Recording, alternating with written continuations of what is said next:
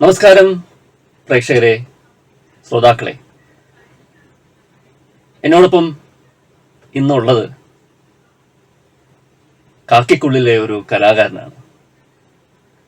കലാകാരനും ഗായകനും എന്നൊക്കെ വേണമെങ്കിൽ പറയാം അല്ലേ. എനിക്ക് ഓർമ്മ വരുന്നത് സന്മനസ്സുള്ളവർക്ക് സമാധാനം എന്ന് പറഞ്ഞ സിനിമയിൽ ശ്രീനിവാസൻ പറയുന്ന ഒരു ഡയലോഗുണ്ട്, ഈ കാക്കിക്കുള്ളിലെ ഒരു കലാകാരനുണ്ട്, ഒരു കവിഹൃദയമുണ്ട് എന്നൊക്കെ. അത്തരത്തിൽ ഉള്ള ഒരു വ്യക്തിയാണ് എന്നോടൊപ്പം ഉള്ളത്. ശ്രീ MK രാജഭദ്രൻ, കൊല്ലം കൺട്രോൾ റൂം പോലീസ് ഓഫീസറാണ് അദ്ദേഹം. അപ്പോൾ അദ്ദേഹത്തിന് ഞാൻ ഈ പരിപാടിയിലേക്ക് സ്വാഗതം ചെയ്യുകയാണ്. നമുക്ക് അദ്ദേഹത്തെ മനസ്സിലാക്കാനും പരിചയപ്പെടാനും ഉള്ള ഒരു അവസരമാണ്. അതുപോലെ ഈ പരിചയപ്പെടലിലേക്ക് ഞാൻ അദ്ദേഹത്തെ സ്വാഗതം ചെയ്യുകയാണ്. സാർ നമസ്കാരം, സ്വാഗതം. നമസ്കാരം. അപ്പോൾ സാർ, നമുക്ക് ആദ്യം തുടങ്ങുന്നത് സാറിനെ കുറിച്ചൊന്ന് ഇൻട്രൊഡ്യൂസ് ചെയ്യും. ഞാൻ ചവറത്തിക്കമ്പാം സ്വദേശിയാണ്. കൊല്ലം പോലീസ് കൺട്രോൾ റൂമിൽ SI ആയിട്ട് വർക്ക് ചെയ്യുന്നു. അതുപോലെ ഒരു പ്രൊഫഷണൽ ഗായകൻ കൂടിയാണ്.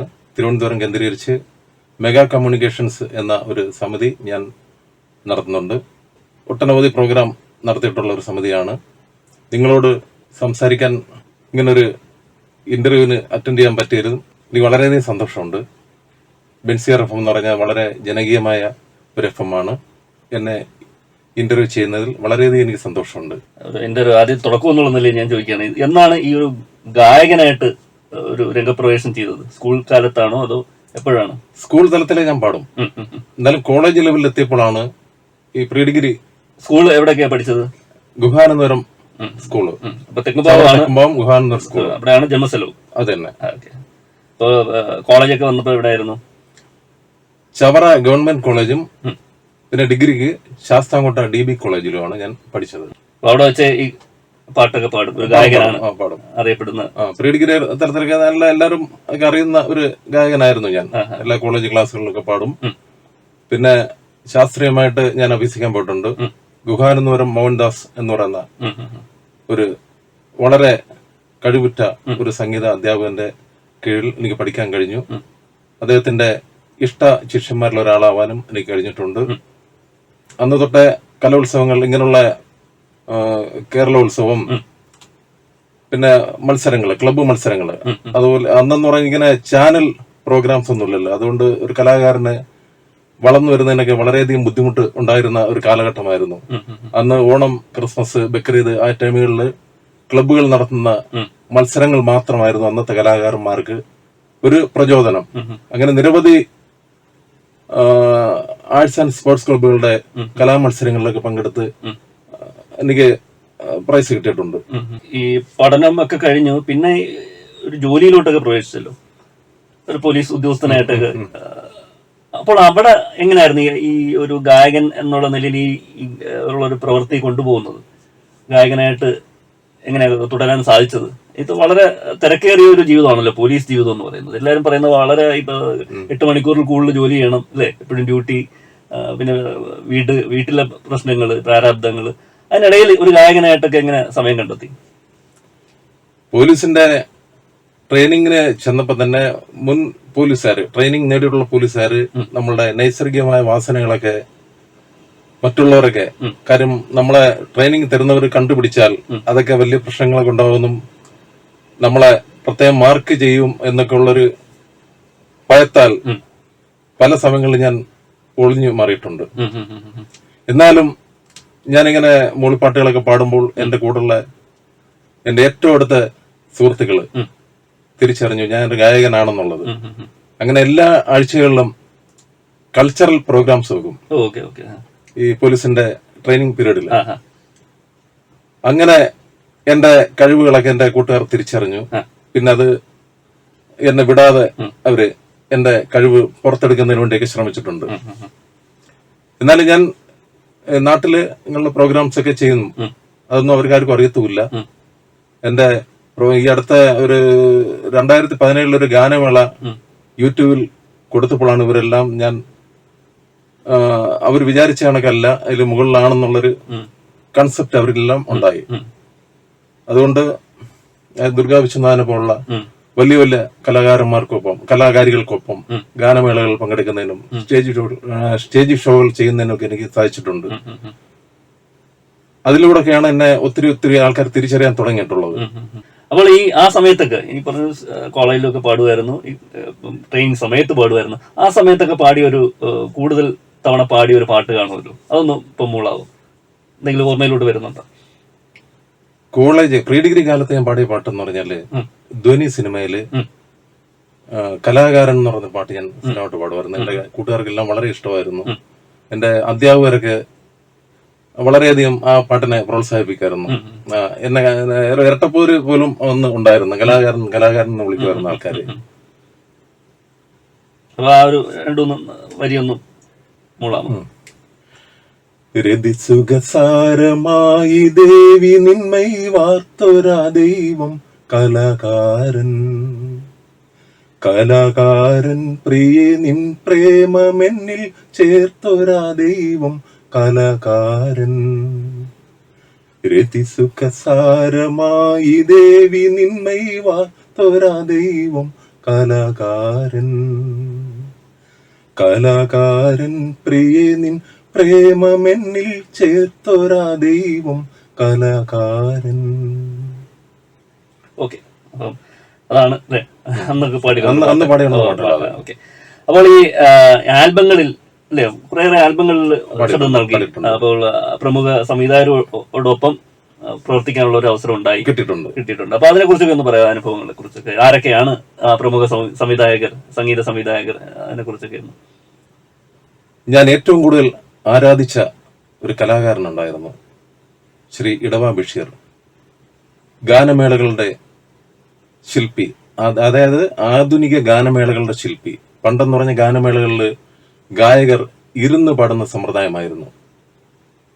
ഗായകരും ഗായികമാരും എല്ലാം ഇരുന്ന് പാടുന്ന ആ ഒരു അതിൽ നിന്നും ഗാനമേളകൾക്ക് ഒരു ഉണർവ് നൽകിയ കലാകാരൻ എന്ന് പറഞ്ഞാൽ എൻ്റെ വളരെ ബഹുമാന്യനായ, ഞാൻ വളരെയധികം ഇഷ്ടപ്പെടുന്ന വ്യക്തിത്വമായ ശ്രീ ഇടവ ബഷീറാണ് ആധുനിക ഗാനമേളകളുടെ ശില്പി.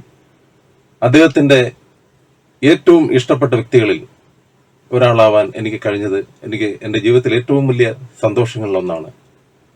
അതുപോലെ അദ്ദേഹം സ്റ്റേജിൽ പാടിക്കൊണ്ടിരിക്കുമ്പോഴാണ് മരിച്ചു വീഴുന്നത്. എന്നാൽ അദ്ദേഹത്തെക്കുറിച്ചൊരു അനുസ്മരണ ഗാനം ശ്രീമതി ലേഖ പരൂർ എന്ന യുവ കവയത്രി എഴുതി. ആ പാട്ട് പാടാനുള്ള ഭാഗ്യം ലഭിച്ചത് എനിക്കാണ്. ആ പാട്ട് വളരെ വൈറലായ ഒരു പാട്ടാണ്. ആ പാട്ട് ഉദ്ഘാടനം ചെയ്തത് മലയാളികളുടെ പ്രിയങ്കരനായ ഗായകൻ ശ്രീ KG മാർക്കോസ് ആണ്. ഇത് സംഗീതം ചെയ്തത് MS ബാബുരാജിന്റെ പ്രിയ ശിഷ്യനായ കൊല്ലം ജയചന്ദ്ര സാർ എന്ന ഒരു വ്യക്തിയാണ്. മറ്റ് ആൽബങ്ങളിലും ഒക്കെ പാടിയിട്ടുണ്ടെന്ന് പറഞ്ഞു. ആരെയൊക്കെ സംഗീത സംവിധാനത്തിന്റെ കീഴിൽ പ്രവർത്തിക്കാൻ സാധിച്ചു? രാജേഷ് ഇരവിപുരം എന്ന വളരെ കഴിവുറ്റൊരു സംഗീത സംവിധായകനുണ്ട്. അദ്ദേഹം പ്രമുഖ ഗായകനുമാണ്. അദ്ദേഹത്തിന്റെ സുന്ദരി പെണ്ണാളെ എന്ന് പറയുന്ന ഒരു ആൽബം സോങ് ഞാൻ പാടി. പിന്നെ ഉദയകുമാർ അഞ്ചൽ എന്ന് പറയുന്ന ഒരു സംഗീത സംവിധായകനുണ്ട്. അദ്ദേഹത്തിന്റെ അയ്യപ്പ ഭക്തി തന്നെ ഞാൻ പാടിയിട്ടുണ്ട്. അങ്ങനെ ഒത്തിരി ഗാനങ്ങൾ, ഓണപ്പാട്ടുകളൊക്കെ ഞാൻ പാടിയിട്ടുണ്ട്. ഒരു പോലീസ് ഉദ്യോഗസ്ഥൻ എന്നുള്ള നിലയിലുള്ള താങ്കളുടെ പ്രവർത്തനവും അതുമായിട്ട് കലാരംഗത്ത് പോലീസ് ഡിപ്പാർട്ട്മെന്റിൽ നിന്ന് കിട്ടിയ സഹായവും അതിനെ കുറിച്ചൊക്കെ ഒന്ന് പറയാം. ഒത്തിരി സപ്പോർട്ടുകൾ ഉണ്ടായിട്ടുണ്ട്. ഓണാഘോഷ പരിപാടികളിലും ഒക്കെ ഞാൻ പരിപാടി ഗാനമേള ചെയ്യുന്നുണ്ട്. പോലീസിന്റെ ഓണാഘോഷ പരിപാടികളിൽ ഈസ്റ്റ് പോലീസ് സ്റ്റേഷനിലെ ഏറ്റവും അവസാനമായിട്ട് ഈസ്റ്റ് പോലീസ് സ്റ്റേഷനിലെ ഓണാഘോഷ പരിപാടിയിൽ എന്റെ ഗാനമേളയായിരുന്നു. നല്ല അഭിപ്രായമായിരുന്നു അതിന്. പിന്നെ എനിക്കൊന്ന് MS ബാബുരാജിന്റെ അല്ലെ ഒരു ഫൗണ്ടേഷൻ ഉണ്ട്, അതുമായിട്ട് ബന്ധപ്പെട്ട് ചാരിറ്റി സൊസൈറ്റി പോലെ പ്രവർത്തിക്കുന്ന അല്ലെ അതിന്റെ പരിപാടികളൊക്കെ നടത്താറുണ്ട്. അതിന്റെ പ്രവർത്തനങ്ങളെ കുറിച്ചൊന്ന് പറയാമോ? 2015 MS ബാബുരാജ് മ്യൂസിക്കൽ ഫൗണ്ടേഷൻ എന്ന് പറയുന്ന ഒരു സംഘടന കൊല്ലത്ത് ആരംഭിച്ചത്. ആ സംഘടന വളരെയധികം ചാരിറ്റി പ്രവർത്തനങ്ങൾ ചെയ്തിട്ടുള്ള സംഘടനയാണ്. പത്തനാപുരം ഗാന്ധി ഭവനിലും അഞ്ചാലുമൂട് ഇഞ്ചവള വൃദ്ധസദനത്തിലുമൊക്കെ പരിപാടികൾ അവതരിപ്പിച്ചു. അവരുടെയൊക്കെ വളരെയധികം സന്തോഷം ഉണ്ടാക്കാൻ, അവരുടെയൊക്കെ മനസ്സിൽ വളരെയധികം സന്തോഷം ഉണ്ടാക്കുന്നതിന് ഞാൻ കഴിഞ്ഞിട്ടുണ്ട്. ബാബുരാജ് ഫൗണ്ടേഷൻ ഈ വരുന്ന മാർച്ച് 3 ഗാന്ധി ഭവനിൽ MS ബാബുരാജിന്റെ ജന്മദിനത്തില് ഒരു വലിയ പരിപാടി അവിടെ അറേഞ്ച് ചെയ്യുന്നുണ്ട്. 2015 ഈ സംഘടന ആരംഭിച്ചിടം തൊട്ട് അതിന്റെ സെക്രട്ടറി സ്ഥാനത്ത് ഞാൻ തന്നെയാണ്. അതുകൂടാതെ താങ്കളൊരു എനിക്കൊന്ന് ഗാനമേള ട്രൂപ്പിന്റെ ഉടമസ്ഥൻ കൂടിയാണ് അല്ലേ? അത് തന്നെ. അപ്പൊ അതിനെ കുറിച്ചും കൂടെ ഒന്ന് പറഞ്ഞോളൂ. ഗാനമേള സമിതി ട്രിവാൻഡ്രം കേന്ദ്രീകരിച്ചാണ് ഗാനമേള സമിതി എന്നത് നിരവധി പ്രോഗ്രാം ചെയ്തിട്ടുണ്ട്. എന്റെ പേര് തിരുവനന്തപുരം മെഗാ കമ്മ്യൂണിക്കേഷൻസ്. അപ്പോൾ അതെങ്ങനെയാ, അതിന്റെ പ്രവർത്തനമൊക്കെ എങ്ങനെ പോകുന്നു? ആ പ്രോഗ്രാം നല്ല രീതിയിലാണ് മുന്നോട്ട് പോയിക്കൊണ്ടിരിക്കുന്നത്. ട്രിവാൻഡ്രത്തൊക്കെ ഇഷ്ടംപോലെ പരിപാടികൾ ബുക്ക് ചെയ്തിട്ടുണ്ട്, ഉത്സവ പരിപാടികൾ. അതെല്ലാം അടുത്ത മാസം തൊട്ടൊക്കെ ആരംഭിക്കും. ഈ മാസം ഉണ്ട് പരിപാടി, ഈ ഫെബ്രുവരി മാസം പരിപാടികളുണ്ട്. ഒരു ഗായകൻ അല്ലെങ്കിൽ ഒരു സ്റ്റേജ് ഗായകൻ എന്നുള്ള നിലയിൽ നേരിടുന്ന വെല്ലുവിളികൾ എന്തൊക്കെയാണ്? നമുക്ക് ജോലി ഉണ്ടായതുകൊണ്ട് നമുക്ക് ആ വെല്ലുവിളികൾ അധികം അറിയുന്നില്ല. കലാകാരന്മാർ ഈ കോവിഡ് കാലത്ത് വളരെയധികം ബുദ്ധിമുട്ടുകൾ അനുഭവിച്ചിട്ടുള്ള കലാകാരന്മാർ ഇഷ്ടംപോലുണ്ട്. അവരെയൊക്കെ വിഷമത്തിലൊക്കെ അവരെയൊക്കെ സഹായിക്കാനായിട്ടൊക്കെ മുൻപന്തിയിൽ നിന്നിട്ടുണ്ട്. എന്റെ കൂടെ പാടിയിട്ടുള്ള ഒത്തിരി ഗായകർ വളരെ ബുദ്ധിമുട്ടി നിൽക്കുന്ന സമയത്ത് അവരെയൊക്കെ സഹായിക്കാനൊക്കെ എനിക്ക് കഴിഞ്ഞത് വളരെയധികം സന്തോഷമുണ്ട്. ഒരു പോലീസ് ഉദ്യോഗസ്ഥൻ എന്നുള്ള നിലയിൽ ഒരു പെർമിഷനൊക്കെ ലഭിച്ചിട്ടുണ്ടോ പാടാനൊക്കെ? അങ്ങനെ എനിക്കൊന്ന് അങ്ങനെ ഒരു പെർമിഷൻ വേണം. അപ്പൊ അത് അങ്ങനെയുള്ള സഹകരണമൊക്കെ പോലീസ് ഡിപ്പാർട്ട്മെന്റിൽ നിന്ന് തീർച്ചയായിട്ടും ഉണ്ടായിട്ടുണ്ട്. ഓക്കെ. അപ്പോൾ ഇനി നമുക്കൊരു പാട്ട്, ഏതെങ്കിലും ഒരു നല്ലൊരു പാട്ട്, സാറ് വളരെ ഹിറ്റായിട്ട് പാടുന്ന ഒരു പാട്ട് കാണുമല്ലോ ഗാനമേളകളിൽ ഞാൻ സ്ഥിരമായിട്ട് പാടുന്ന ഒരു ഭക്തിഗാനം കഴിഞ്ഞ അടുത്ത പാടുന്ന പാട്ടെന്ന് പറഞ്ഞാല് ജാതകം എന്ന സിനിമയിലെ പുളിയിലെ കരയോളം പുടവ ചുറ്റി എന്നൊരു ഗാനമാണ് ഞാൻ സ്ഥിരമായിട്ട് പാടുന്നത്. അതിന്റെ ഒരു 4 വരി പാടിയാണ്. പുളിയിലെ കരയോലും പുടവ ചുറ്റി കുളിർ ചന്ദനത്തോടു കുറിച്ചാർത്തി നാഗപ്പണ തിരുമുടിയിൽ പത്മരാഗമനോജ്ഞമം പൂതിരുകി സുസ്മിതേ നീ വന്നു ഞാൻ വിസ്മിത നേത്രനായി നിന്നു പുളിയില കരയോലും പൂടവ ചുറ്റി കുളിർ ചന്ദനത്തോടു കുറിച്ചാർത്തി.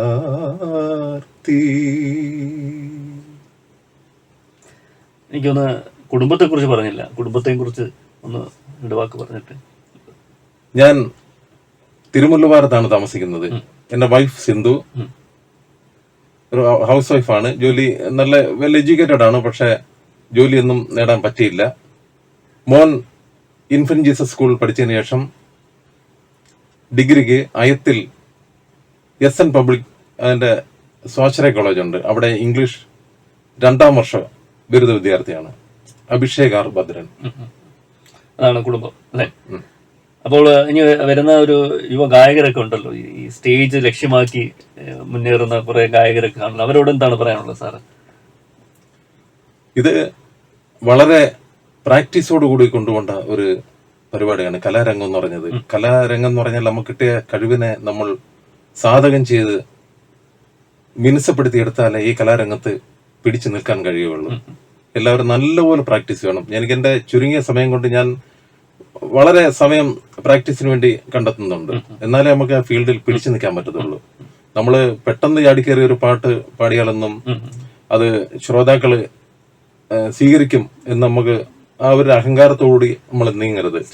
നമ്മൾ വളരെ എളിമയോടുകൂടി നമ്മളെ മുന്നിലുള്ള ജനത്തെ അവരെ പേടിച്ച് തന്നെ നിന്ന് നമ്മൾ നല്ലതുപോലെ പെർഫോം ചെയ്താലേ, ജനത്തെ പേടിച്ച്, ജനമാണ് നമ്മളെ എല്ലാ കാര്യങ്ങളും തീരുമാനിക്കുന്നത്. നമ്മളെ ഒരു കലാകാരനാക്കുന്നത് ജനമാണ്, അല്ലാതെ നമ്മളൊരു അഹങ്കാരത്തോടു കൂടി നിന്നിട്ട് ഒരു കാര്യവുമില്ല. വളരെ പ്രാക്ടീസ് ചെയ്യണം. ഇപ്പൊ ഈ പാട്ട് മാത്രമല്ലല്ലോ, ഈ പെർഫോമൻസും കൂടെ ഉണ്ടല്ലോ, ഡാൻസും ഒക്കെ ഉണ്ടല്ലോ. അതിനെ കുറിച്ച് എന്താണ് അഭിപ്രായം? എനിക്കൊന്ന് ഒരു പഴയ ഗായകർക്കൊക്കെ അതുമായിട്ടൊക്കെ അഡ്ജസ്റ്റ് ചെയ്യാൻ പറ്റുന്നുണ്ടോ ആ ഒരു പെർഫോമൻസ് ഓറിയന്റഡ് പാട്ട് രീതി? ഇപ്പോഴത്തെ തലമുറയ്ക്ക് അടിച്ചുപൊളി ഗാനങ്ങളോടാണ് താല്പര്യം. ഞാനൊക്കെ എന്ന് പറയുന്നത് മെലഡി ഗാനങ്ങളാണ് പാടുന്നത്. മെലഡി ഗാനങ്ങൾ ചിലപ്പം യേശുദാസിന്റെ പഴയകാല അടിച്ചുപൊളി ഗാനങ്ങൾ, ഉല്ലാസപുത്രികള്, ഒരു മധുരക്കിനാവിൽ, അങ്ങനെയുള്ള പാട്ടുകളൊക്കെ ഞാനൊക്കെ പാടത്തുള്ളൂ. മാനേ മധുരക്കരിമ്പ് എന്നുള്ള പാട്ടൊക്കെ ഉണ്ട്. അത് ഒരു 10 പാട്ട്, മാക്സിമം പോയ ഒരു 10 പാട്ട്. അതിനുശേഷം ജനം പ്രതീക്ഷിക്കുന്നത് അടിച്ചുപൊളി സോങ്സ് തന്നെയാണ്. അവർക്ക് തുള്ളി കളിക്കാൻ പറ്റിയ പാട്ടുകൾ മാത്രമേ അവർ പ്രതീക്ഷിക്കത്തുള്ളൂ. പിന്നെ നമ്മൾ മെലഡിയും കൊണ്ട് ചെന്നാൽ അവർക്ക് ഇഷ്ടപ്പെടത്തില്ല, അവരുടെ ടേസ്റ്റിൽ അത് പിടിക്കത്തില്ല. അത് അങ്ങനെ ഒരു പ്രശ്നമുണ്ട്. ഈ പാട്ട് പഠിക്കുന്നതിൽ ഈ ഇപ്പോഴത്തെ പാട്ട് പഠിക്കാൻ ബുദ്ധിമുട്ടുണ്ടോ? ഇപ്പോഴത്തെ പുതിയ ലേറ്റസ്റ്റ് പാട്ടുകൾ അതിന്റെ ഒരു താളവും രാഗവും ഒക്കെ പഠിക്കാനായിട്ടുള്ള ഒരു പ്രയാസം തോന്നാറുണ്ടോ? അതോ പഴയ പാട്ടാണ് കുറച്ചും കൂടി എളുപ്പമായിട്ട് തോന്നുന്നത്? പഴയ പാട്ടെന്ന് പറഞ്ഞാൽ കർണാട്ടിക് അല്ലെങ്കിൽ ഹിന്ദുസ്ഥാനി സംഗീതം വളരെയധികം ബേസ് ചെയ്തുള്ള ഗാനങ്ങളായിരുന്നു. ഇപ്പോഴത്തെ പാട്ട് എല്ലാം അടിച്ചുപൊളി സെറ്റപ്പിലേക്കാണ് പോകുന്നത്. മാത്രമല്ല, പണ്ടത്തെ ഗായകർ എന്ന് പറഞ്ഞാൽ ഇപ്പോഴും യേശുദാസിന്റെ പാട്ടുകളെ, ദാസേട്ടന്റെ പാട്ടുകളെ പഠിച്ചെടുക്കാനാണ് ആഗ്രഹിക്കുന്നത്. ഇപ്പോഴത്തെ വരുന്ന ഗായകർക്കൊന്നും അതേ കണക്കുള്ള വളരെ ഗാംഭീര്യമുള്ള അനുഗ്രഹീത ശബ്ദങ്ങളൊന്നും ഇല്ലാത്തതുകൊണ്ട് ഇപ്പോഴത്തെ മെലഡി സിംഗേഴ്സിന് ഒത്തിരി പ്രയാസങ്ങളുണ്ട്. ഇപ്പോഴത്തെ പുതിയ പാട്ടുകളൊക്കെ ഈ ശബ്ദത്തിന് വലിയ പ്രാധാന്യമൊന്നും ഇപ്പോഴത്തെ കാലത്തില്ല. അത് ഗുണം ചെയ്തോ അതോ ദോഷം ചെയ്തോ? അതായത് നമ്മളിപ്പോ പണ്ട് യേശുദാസിനെ അനുകരിക്കാനാണല്ലോ എല്ലാവരും ശ്രമിച്ചിട്ടുള്ളത്. ആ ശബ്ദം, ഗാംഭീര്യം, ഇതൊക്കെ അനുകരിക്കാനാണല്ലോ. ഒരു ഗാനഗന്ധർവൻ എന്നുള്ള നിലയിലൊക്കെ പേരെടുത്ത ആ ഗാംഭീര്യമാണല്ലോ. അപ്പൊ അത് അനുകരിക്കാൻ ശ്രമിച്ചപ്പോൾ എല്ലാവരും ഒരേ പാറ്റേണിൽ പാടുന്ന പോലെ തോന്നിയിട്ടില്ലേ? തീർച്ചയായിട്ടും.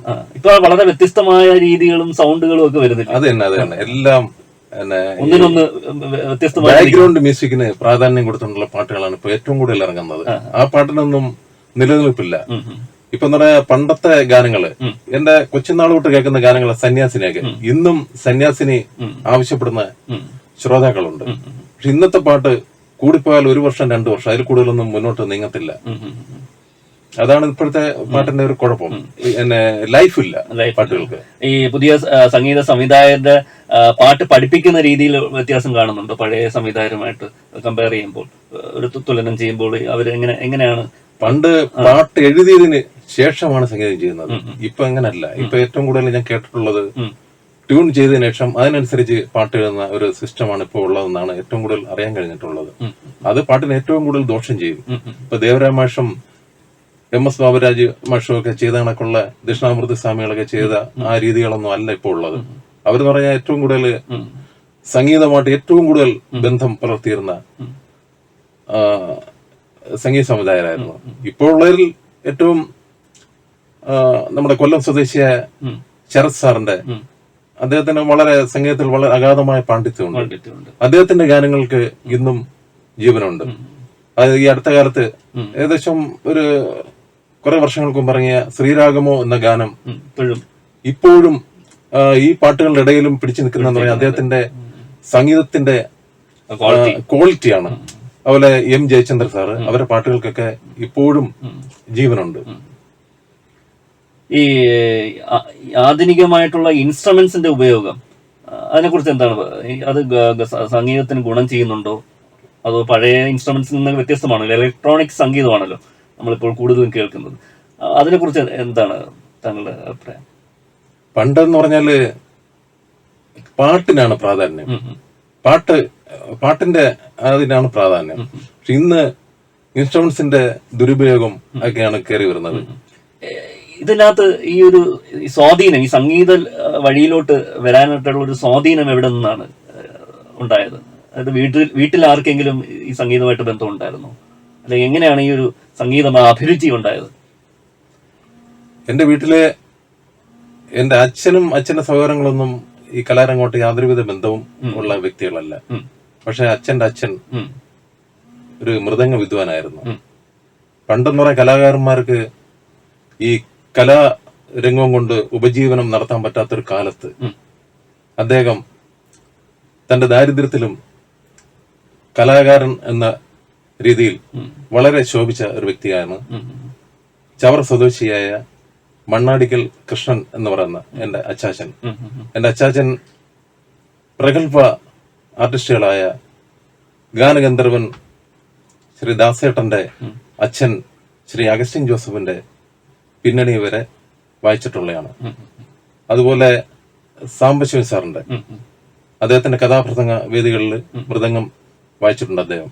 അങ്ങനെയൊക്കെ ഒത്തിരിയും അദ്ദേഹത്തിന്റെ കഴിവുകളാണ് അടുത്ത തലമുറയായ എനിക്ക് കിട്ടിയത് എന്ന് ഞാൻ ഇപ്പോഴും തീർത്തും വിശ്വസിക്കുന്നു. അപ്പോൾ നമ്മളോടൊപ്പം ശ്രീ MK രാജഭദ്രൻ സാറാണ് ഉണ്ടായിരുന്നത്. അദ്ദേഹം പോലീസ് ഉദ്യോഗസ്ഥനാണ്. അപ്പോൾ അദ്ദേഹത്തിന്റെ ജീവിതത്തിലൂടെയും അദ്ദേഹത്തിന്റെ സംഗീത ജീവിതത്തിലൂടെയൊക്കെയാണ് നമ്മൾ സഞ്ചരിച്ചത്. അപ്പോൾ അദ്ദേഹത്തെ ഞാൻ റേഡിയോ ബെൻസിയുടെ പേരിലും പ്രേക്ഷകരുടെ പേരിലും ഞാൻ നന്ദി പറയുകയാണ്. നന്ദി, നമസ്കാരം സർ. Thank you.